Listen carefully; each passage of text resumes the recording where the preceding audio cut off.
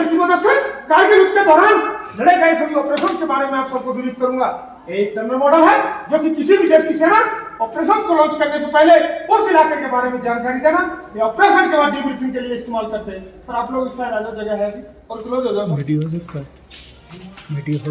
Model पर एक मुख्य मार्ग जो कि NH1 श्रीनगर से जो जिला द्रास कारगिल होते को जोड़ता है। मॉडल पर रेड लाइन, कच्चा पक्का रोड, ब्लू लाइन छोटी और बड़ी नदियों को दर्शाता है। मॉडल के नॉर्थ को एरो की मदद से दर्शाया गया है जो कि एक्चुअल नॉर्थ भी इसी दिशा में। मॉडल पर मुख्य 3 नदियां इंडस रिवर, सिंगो रिवर और सिगा रिवर। मॉडल पर पीओके के कुछ गांव, यूके का मतलब तो आप समझते ही होंगे क्या sir? Pakistan occupied Kashmir. Yes, जो कि रेड कलर से दर्शाए गए हैं, जो कि गुलतारी, गौन, मत्याल, बीजोट और मरोल। इन्हीं गांव से होकर एलओसी गुजरती है। कारगिल युद्ध से पहले भारत और पाकिस्तान के बीच एक एग्रीमेंट था जिसके तहत कि विंटर के समय ज्यादा ऊंचाई वाले पोस्टों पर ज्यादा स्नोफॉल होने के कारण किसी भी देश की सेना नहीं रुकेगी। एग्रीमेंट के हिसाब पर भारतीय सेना नीचे बेस पर डाउन हो गई, लेकिन पाकिस्तानी सेना ने ऐसा नहीं किया। उन्होंने हमसे छुपते छिपाते हमारे कई पोस्टों को ऑक्युपाई कर लिया, जैसे द्रास सेक्टर में तोलोलिंग 0.5140, टाइगर हिल 0.4875, कारगिल सेक्टर 0.56 किलोमीटर अक्सर और मजदास, बटालिक सेक्टर जुबेरहाइट, मंतुदालो, खालोबार और रियाल-2। इस प्रकार पाकिस्तानी सेना ने 34 किलोमीटर का इलाका धोखे से ऑक्युपाई कर लिया था। जितना इलाका ऑक्युपाई करना तो कर चुके थे। अभी बारी किसकी थी? बारी थी भारतीय सेना की, जो कि पाकिस्तानी सेना की नाकाम हरकत को मुंहतोड़ जवाब देना। ये 2 मई 1999 को शुरू हुआ।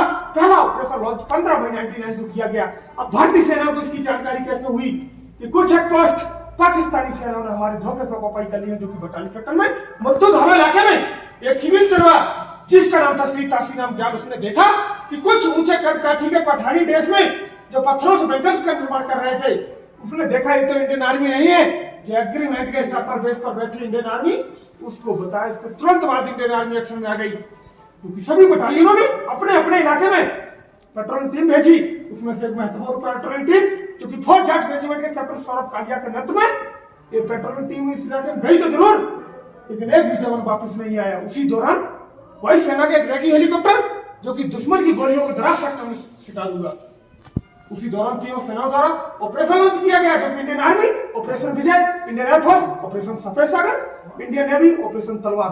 ऑपरेशन विजय के तहत द्रास सेक्टर में पहला ऑपरेशन लॉन्च किया गया, जो कि द्रास सेक्टर में काफी अहमियत वाली जगह तोलोली। अब में से कोई बताएगा किस लिए थी अहमियत वाली जगह तोलोली? जहाँ पे वो कारगिल वॉर मेमोरियल है उसके पीछे तोलोली है। वो तो है, लेकिन इनको तब तो कारगिल वार में मेमोरियल नहीं था, तो वार के बाद बना ना। तो वार के टाइम पे क्यों इम्पोर्टेंट था? यस, जो कि एक NH1 नेशनल हाईवे जो श्रीनगर से लेकर जोड़ता है, जो दुश्मन की सीधी निगरानी में था। तो तोलोली को रिकैप्चर करना बहुत ही जरूरी था। और तोलोली को रिकैप्चर करते समय 1 महीने का समय लगा। और तोलोली को रिकैप्चर ना करते तो आज हम सब यहाँ खड़े कौन होता? कोई नहीं, कोई तो होता ही। तो कोई इंडिया होने देता है ऐसा? नहीं। तो तोलोली को रिकैप्चर करने का टास्क 18 ग्रेनेडर्स को दिया गया। 18 ग्रेनेडर्स की मेजर राजेश सरकारी अदम साहस और वीरता का परिचय देते हुए वहां पर बहादुरी से लड़ते हुए शहीद हो गए। उनकी बहादुरी और वीरता के लिए उन्हें मरणोपरांत महावीर चक्र से सम्मानित किया गया। वहां से शुरू होता है टू राजपूताना राइफल का कैप्टन विजय थापर तोलोली पर भारतीय तिरंगे को हमेशा हमेशा के लिए फहरा दिया। तो ये वीर सपूत बहादुरी से लड़ते हुए वहां पर शहीद हो गए। और शहीद होने से पहले उन्होंने अपने माता पिता को एक लास्ट खत लिखा, जो कि द लास्ट पोस्ट के नाम से इस दीवार पर लगाया गया है। अगला था 0.5140। 0.5140 को टैक्स 13 जैकब को दिया गया। 13 जैकब के कैप्टन विक्रम बत्रा, एक उनका दूसरा भी नाम था शेरशाह। अब इसका तो पता ही होगा आप लोगों को। शेरशाह, जो कि शेरशाह ने वहां पर बहादुरी से लड़ते हुए 0.5140 को रिकैप्चर कर लिया। और रिकैप्चर करने के बाद उन्होंने अपने कमांड पोस्ट को एक 4 शब्दों का सक्सेस कोड दिया, ये दिल मांगे बोल, क्योंकि उनका दिल इधर ही नहीं रुका था और मांग रहा था, जो अगला था 0.4875 को रिकैप्चर करना था। 0.4875 को रिकैप्चर करते समय शेरशाह वहां पर बहादुरी से लड़ते हुए शहीद हो गए।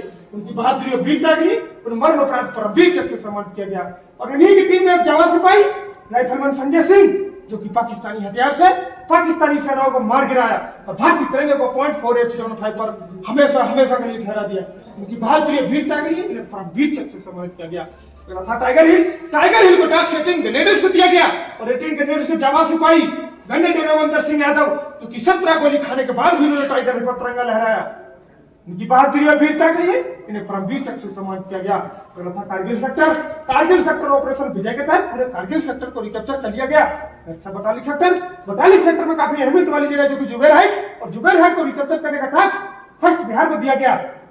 फर्स्ट बिहार अदम साहस और वीरता का परिचय देते हुए भारतीय तिरंगे को जुबैर हाइट पर हमेशा के लिए फहरा दिया और भारतीय सेना को आगे बढ़ने का अवसर मिला। जो कि अगली बटालियन 1 लेवल गोरखा रेजिमेंट के कैप्टन मनोज कुमार पांडे को दिया गया। मनोज कुमार पांडे खानवा टॉप पर वहां पर बहादुरी से लड़ते हुए वो शहीद हो गए। उनकी बहादुरी और वीरता के लिए उन्हें मरणोपरांत परमवीर चक्र से सम्मानित किया गया। 26 जुलाई 1999 को लद्दाख स्काउट के मेजर सोनम वांगचुक भारतीय तिरंगे को चोर बाटला पर हमेशा के लिए फहरा दिया और ये युद्ध समाप्त हुआ। इस चले 3 महीने ऑपरेशन विजय में पाकिस्तानी सेना इधर से एक भी जमीन का टुकड़ा कब्जा न कर सकी। इस ऑपरेशन विजय में 527 जवान बहादुरी से लड़ते हुए वहां पर शहीद हो गए और 13 से 63 जवान घायल हुए। वीर शहीदों की याद में हर वर्ष इंडियन आर्मी 26 जुलाई को कारगिल विजय दिवस के रूप में मनाती है। यहाँ पर मेरी ब्रीफिंग समाप्त होती है। मैं आप सभी का आभार व्यक्त करता हूँ जो अपना कीमती समय देकर इन वीर शहीदों की श्रद्धांजलि देने के लिए आए। जय हिंद।